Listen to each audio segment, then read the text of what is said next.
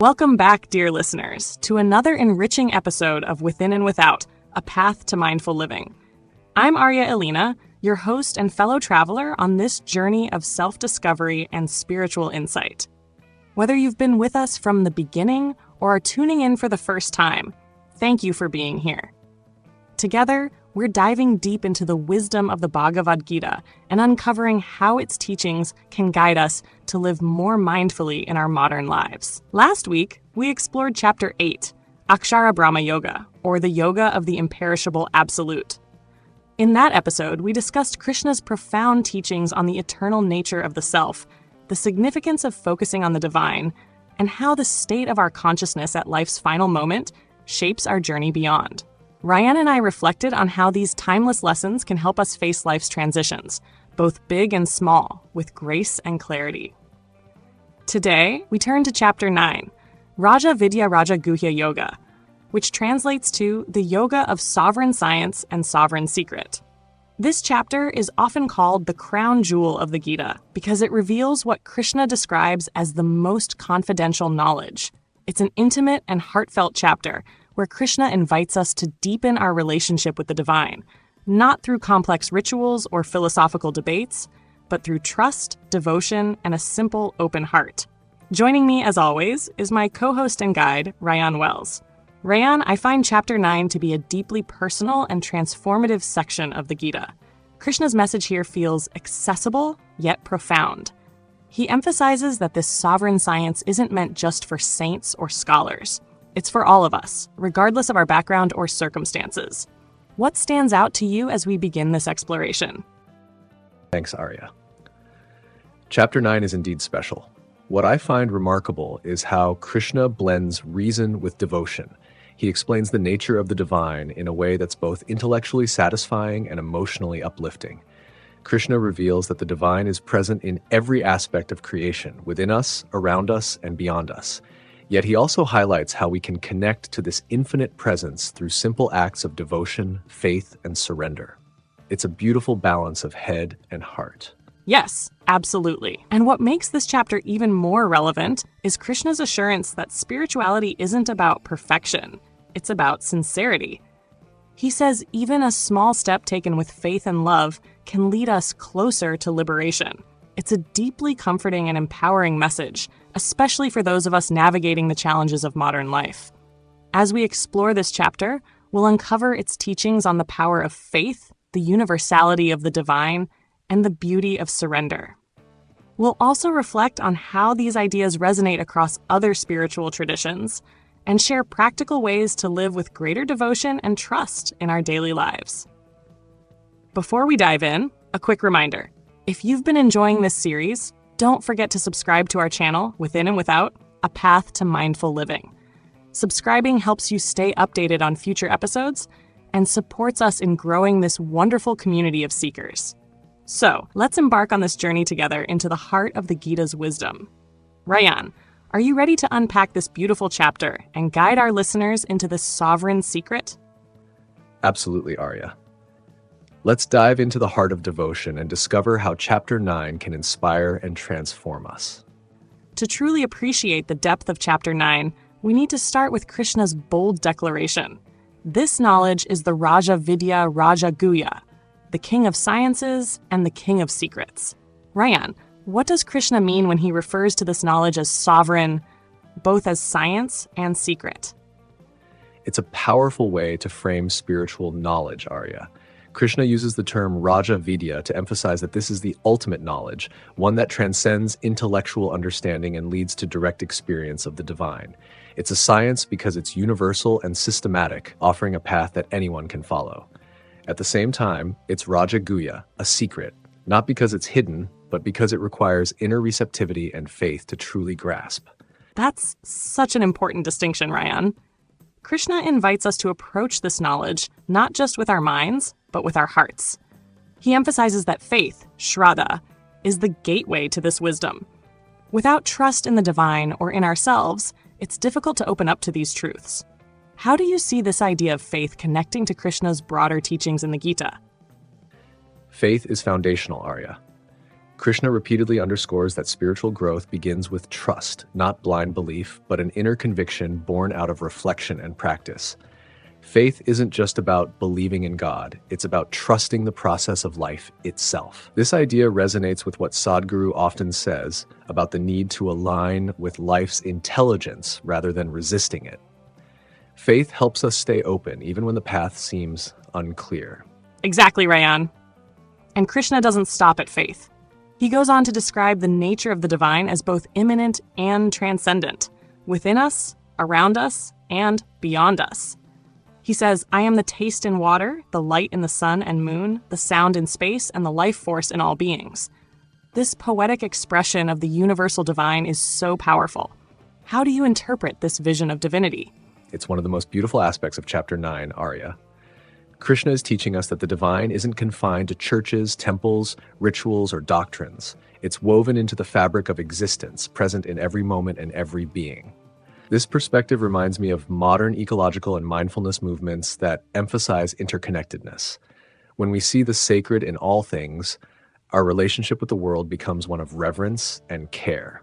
Yes, and that sense of interconnectedness is so grounding. Krishna also introduces the idea of surrender, offering our thoughts, actions, and desires to the divine as a form of liberation. He says, "Whatever you do, whatever you eat, whatever you offer or give, do it as an offering to me." It's such a simple yet profound practice. What does surrender mean to you in this context, Rayan? Surrender, as Krishna describes it, is not about giving up. It's about letting go of ego-driven control and aligning with something greater. It's an act of trust and humility. In modern terms, it's like embracing the flow of life rather than trying to swim against the current. Sadhguru often talks about living with intensity, but without attachment, which aligns beautifully with Krishna's message here. Surrender doesn't weaken us, it frees us. I love that, Rayan. And what's so inspiring is Krishna's assurance that even the smallest act of devotion, a leaf, a flower, or a simple thought, when offered with sincerity, is enough. This inclusivity makes spirituality accessible to everyone, regardless of their circumstances or abilities. It's a reminder that the divine meets us wherever we are. Listeners, as we reflect on these teachings, think about this. How might your life change if you approached every action, every moment as an offering? How can you bring more trust, devotion, and surrender into your daily routine? It's a transformative practice, Arya. And as we continue, we'll explore how Krishna's teachings in Chapter 9 connect to other spiritual traditions and offer practical tools for living with greater devotion and faith.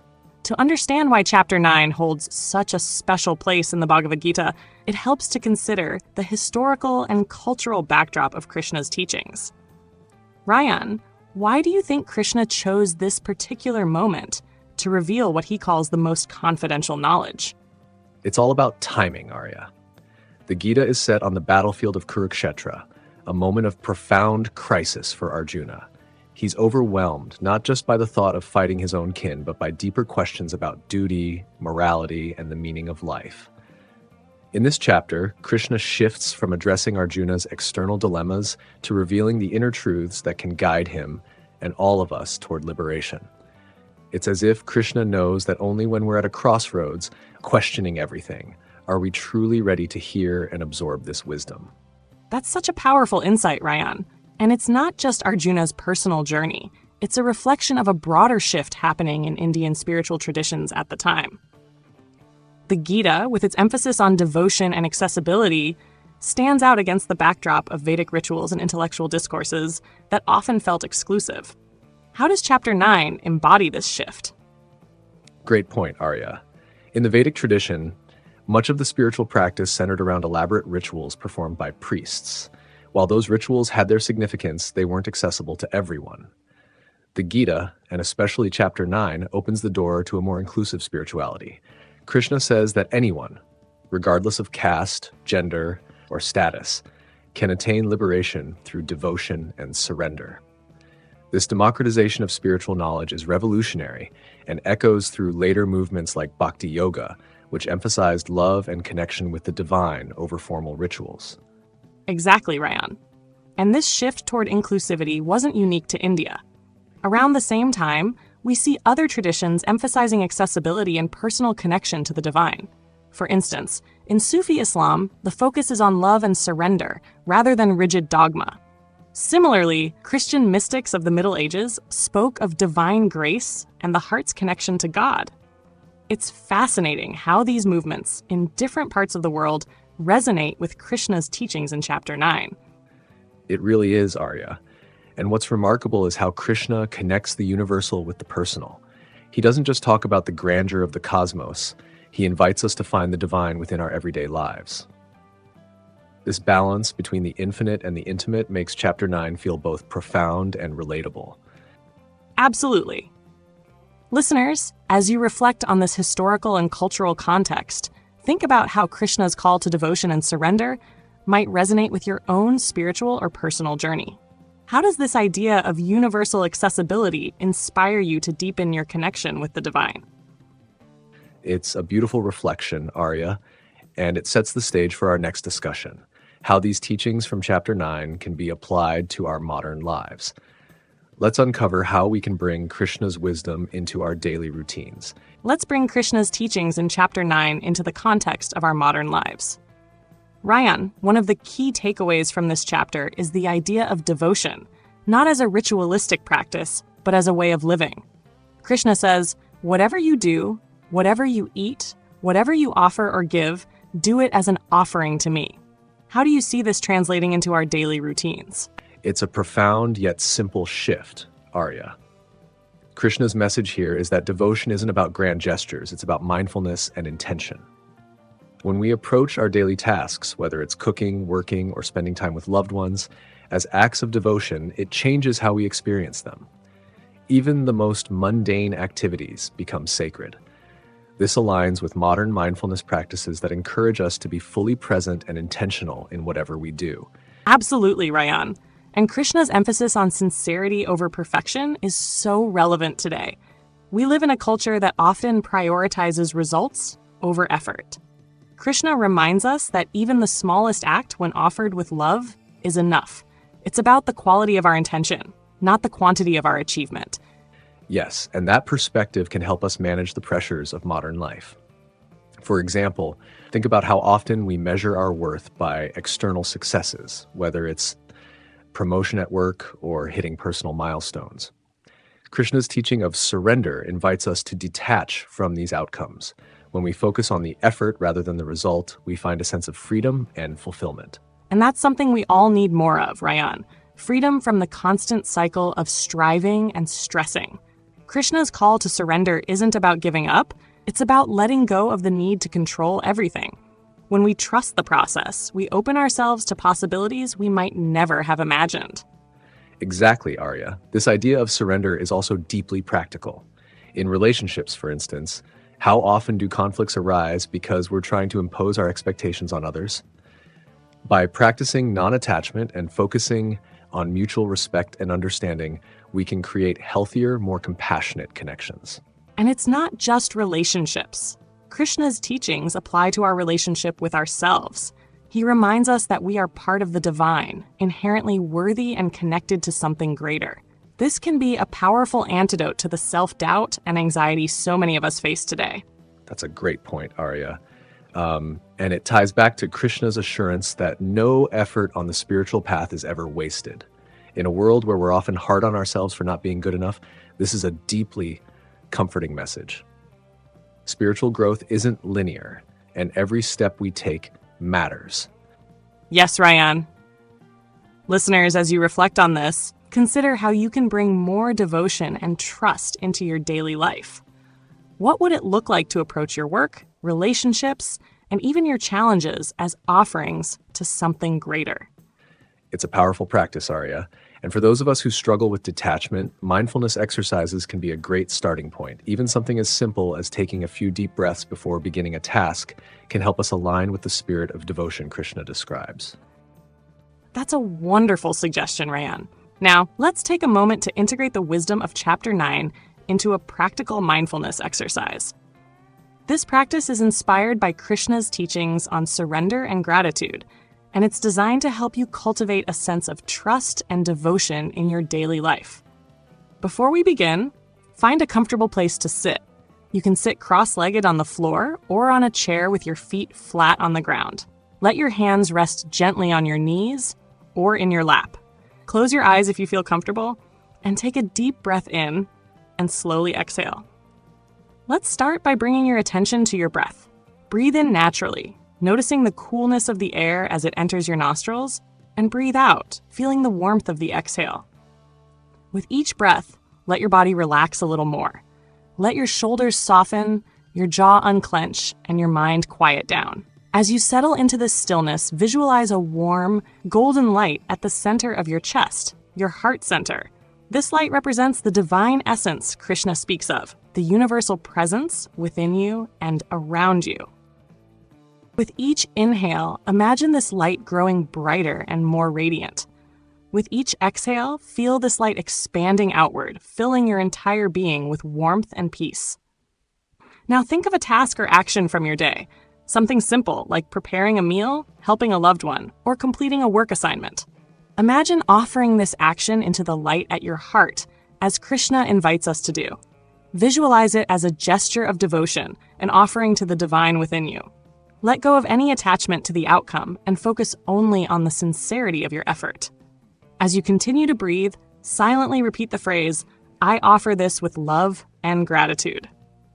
Let these words flow naturally, without forcing them.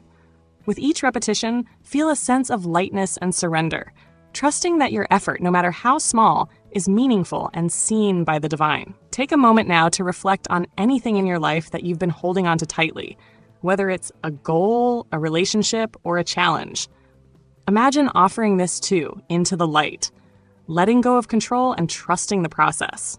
Breathe in peace and breathe out surrender. Now, bring your attention back to your breath. Feel the natural rhythm of your inhale and exhale. Slowly begin to wiggle your fingers and toes, bringing awareness back to your physical body. When you're ready, gently open your eyes. Take a moment to notice how you feel. Perhaps a little lighter, a little more grounded, or a little more connected to the divine presence Krishna describes in Chapter 9. Remember, this practice is something you can return to anytime you need to reset and realign with trust and devotion. Thank you for joining me in this exercise. In the next section, Rayan and I will explore how Krishna's teachings in Chapter 9 resonate across different spiritual traditions. Stay with us. One of the most beautiful aspects of Chapter 9 is how Krishna's teachings resonate with spiritual traditions across the world. Rayan, Krishna speaks of devotion and surrender as paths to liberation. How do you see these ideas reflected in other traditions? Great question, Arya. Let's start with Christianity. In the Bible, Jesus often emphasizes faith and grace as pathways to divine connection. For instance, in the Gospel of Matthew, Jesus says, "Come to me, all you who are weary and burdened, and I will give you rest." This call to surrender aligns closely with Krishna's message of offering our burdens and actions to the divine. It's about trust and devotion, not just intellectual understanding. It's a powerful parallel, Rayan. And in Islam, we see a similar emphasis on surrender. The word Islam itself means submission to the will of Allah. Through practices like dhikr, the remembrance of God, Muslims cultivate devotion and trust, much like Krishna's call to focus the mind and heart on the divine. What stands out to you in this comparison? What's striking is how universal this idea of surrender is. Whether it's Krishna inviting Arjuna to offer everything to him or Islamic teachings emphasizing submission to God's will, the message is clear. True freedom comes from aligning with something greater than ourselves.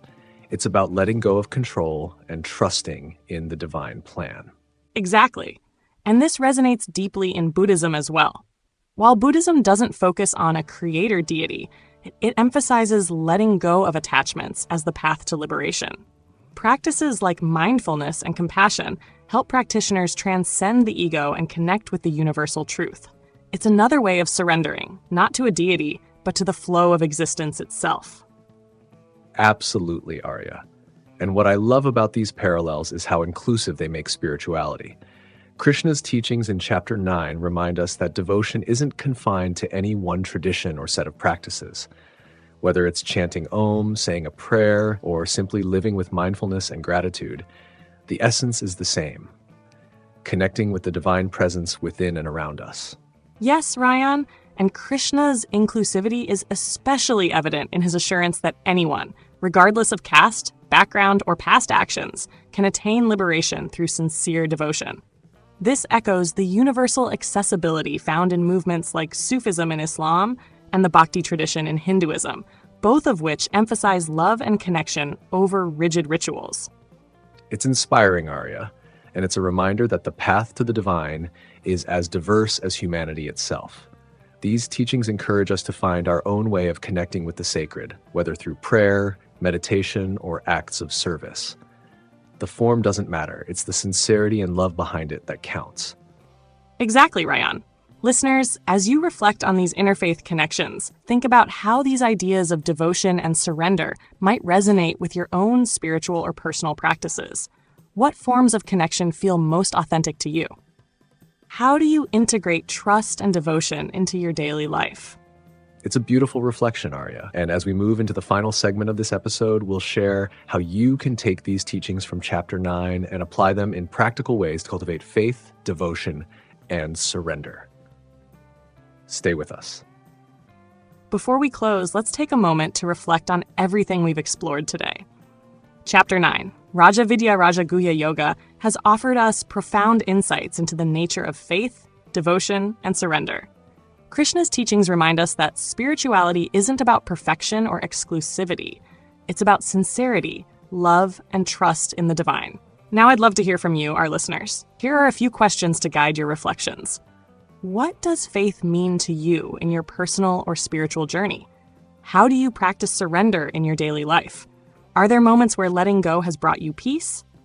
What small act of devotion, be it prayer, gratitude, or mindfulness, can you offer today to deepen your connection with the divine? These are wonderful prompts, Arya. And remember, listeners, there's no right or wrong way to explore these questions. Devotion and surrender take many forms, and the path is as unique as each of us. If something from today's discussion resonated with you, we'd love to hear your thoughts. Share your reflections with us in the comments. Yes. And if you enjoyed today's episode, don't forget to subscribe to our channel, Within and Without, A Path to Mindful Living. Subscribing helps you stay updated on future episodes and supports us in growing this amazing community of seekers. Together, we can explore the profound wisdom of the Bhagavad Gita and beyond. Rayan, as we wrap up, what's one key takeaway you'd like our listeners to carry with them from this episode? For me, Arya, it's Krishna's assurance that no act of devotion is too small. Whether it's offering a simple prayer or bringing mindfulness to an everyday task, every effort counts. It's a reminder that spirituality isn't something separate from life. It's woven into every moment we live with intention and love. Beautifully said, Rayan. And as Krishna teaches us, when we align our actions with devotion, we bring peace not only to ourselves, but to the world around us. In our next episode, we'll explore Chapter 10, The Opulence of the Absolute, where Krishna reveals the splendor of the divine and its manifestations in the universe. It's an episode you won't want to miss. Until then, stay mindful, stay connected, and remember, the path to the divine begins with the sincerity of your heart. Thank you for joining us, and we look forward to exploring more together in the next episode. Take care. Join us on Within and Without, A Path to Mindful Living, as we explore the art of mindfulness together. Subscribe to our channel for more insights and practices to bring mindfulness into your everyday life.